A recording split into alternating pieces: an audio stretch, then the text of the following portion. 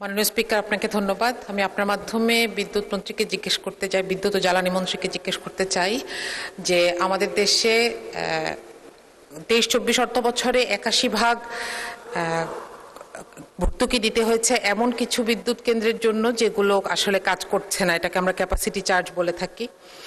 এবারে আগামী অর্থ বছরের জন্য এই ব্যাপারে সুনির্দিষ্ট কোনো পরিকল্পনা আছে কিনা? কারণ যখনই দাম বাড়ানোর ব্যাপারে আমরা প্রশ্ন করি, আমরা শুনি যে এখানে খরচ বেড়ে যাচ্ছে, অথচ এই ভর্তুকি এবং খরচ বেশিরভাগ খরচ হচ্ছে ক্যাপাসিটি চার্জে।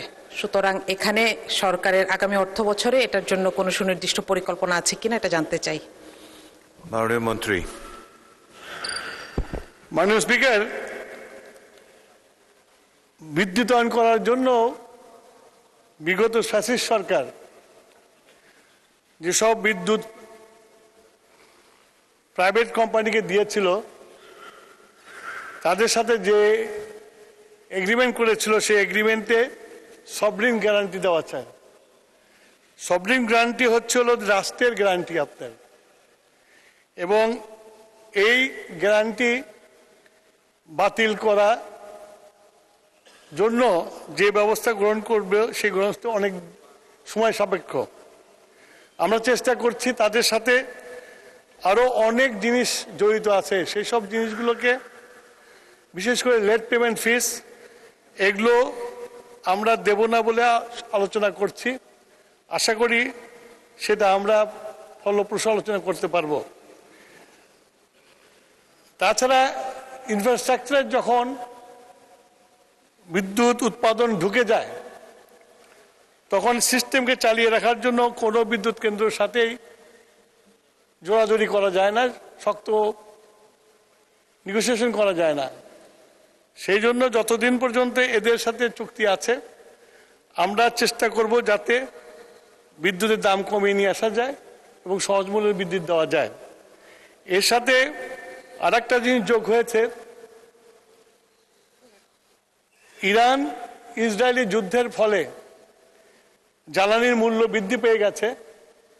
জ্বালানি মূল্য বৃদ্ধি পাওয়ার ফলে আমাদেরকে মাঝে মাঝে এই ভর্তুকি কমানোর জন্য বিদ্যুতের দামের সাথে সম্মিলন করতে হয়, সেই জন্য বিদ্যুতের দাম বাড়ে। মাননীয় স্পিকার, আপনাকে ধন্যবাদ। মোহাম্মদ মোস্তাফিজুর রহমান বাবুল, জামালপুর 3। সরাসরি প্রশ্ন করবেন। মাননীয় স্পিকার, আপনাকে ধন্যবাদ। গ্রামে গঞ্জে বিদ্যুৎ এখন বড় ইস্যু। আমরা যখন গ্রামে যাই, এই ইস্যু আমাদেরকে বিব্রত করে, অস্বস্তিতে ফেলে।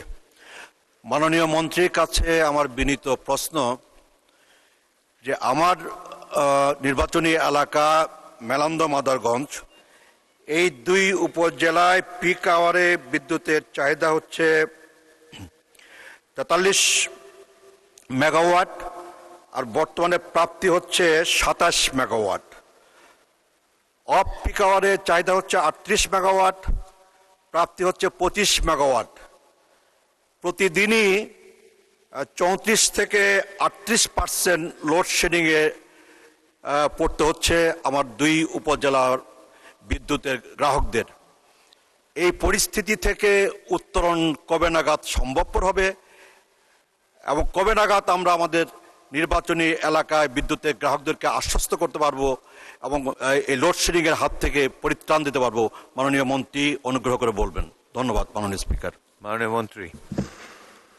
মাননীয় স্পিকার, ময়মনসিংহ এলাকাতে আমাদের ট্রান্সমিশনের সমস্যা আছে, ট্রান্সমিশন লাইনের সমস্যা আছে। আমরা এই ট্রান্সমিশন লাইনের প্রকল্প গ্রহণ করেছি।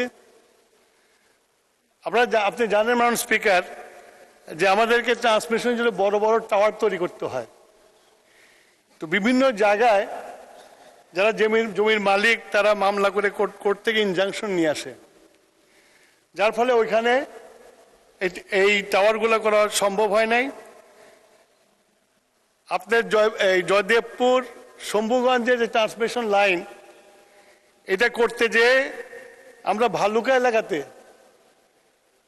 এক জমির মালিকের সাথে অনেক দিন মামলা করতে হয়েছে এবং আমরা মামলা রায় পাওয়ার পরেও আমরা সেখানে কাজ শুরু করতে পারছি না।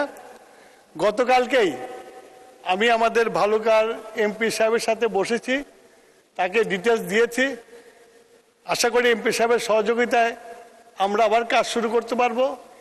এই লাইনটি উন্নত হলে ময়মনসিংহ এলাকায় যে বিদ্যুতের যে সমস্যাগুলো হয় সেটা অনেকখানি কমে আসবে। মাননীয় স্পিকার, আপনাকে ধন্যবাদ।